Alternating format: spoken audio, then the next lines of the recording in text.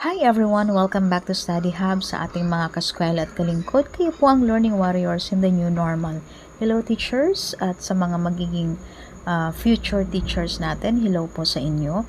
So for today's video, I'm going to share with you the top 5 pre-reading activities that you can use in your class. Okay? This is a teacher's guide, lalong-lalo na po ngayong Catch Up Friday. Before we continue, please join me in a prayer. Dear Lord, we thank you for this new day. Lead us always, inspire us, and protect us. We ask all this in Jesus' name. Amen. Okay, so moving forward, bakit nga ba kailangan magkaroon ng pre-reading activities? Isa sa mga reason is to activate prior knowledge and of course to engage them better, and kailangan mo nang maka-adapt sila doon sa environment ay magkakaroon kami ng reading session. So before you can jump into a more challenging task, dapat magkaroon muna ng activity na medyo simple muna. Okay? So yung first pre-reading activity na pwede mong gawin is, it is called the title. So ang gagawin mo dyan, students will form small groups, tell the groups the title of the reading. Each group will share their ideas about the topic. You can give them 5 to 7 minutes or even 15 minutes to work on. And once finished with their groups, they can share it with other groups. Okay? So, ganun lang yung gagawin mo dyan. So, you need to have the title of the reading article or kung anumang reading material na meron ka. Okay? And the second pre-reading activity is the pictures. So you need to have pictures. Choose 4 to 5 pictures that relate to the topic of the reading.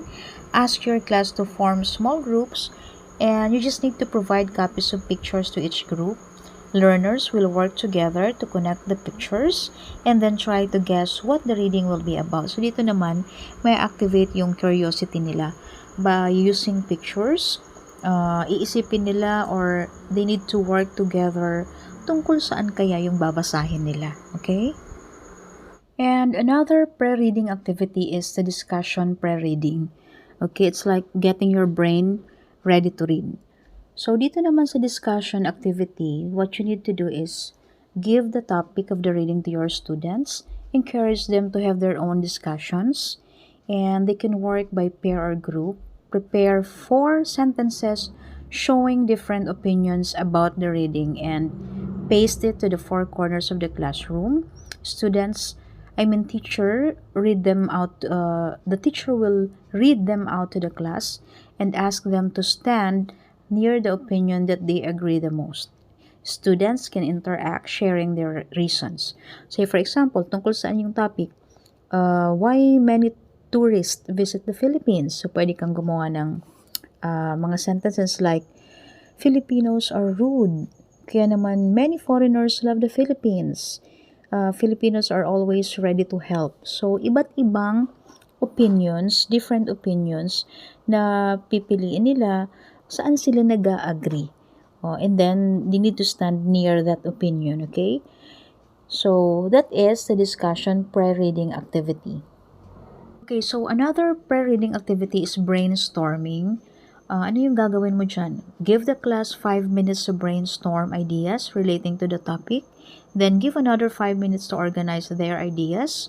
Once completed, students can move around, sharing their ideas with their classmates. Okay? And the last pre-reading activity that I'm going to share is about speed chatting. So you need to prepare 1 or 2 simple questions related to the topic of the reading. The class will form 2 rows facing each other. Then encourage learners to ask each other the questions, but remind them that they only have 60 seconds to do so. Once 60 seconds are up, one of the rows rotates, so each learner has a new partner, and then you just need to repeat several times. Okay? So, thank you very much for listening. I hope you learned something today, teachers. And once again, munting pakiusap po sa mga hindi pa nakakapag-subscribe. You can click like and subscribe button and choose all so that you will be notified for the upcoming videos. Okay? So, thank you very much and bye for now.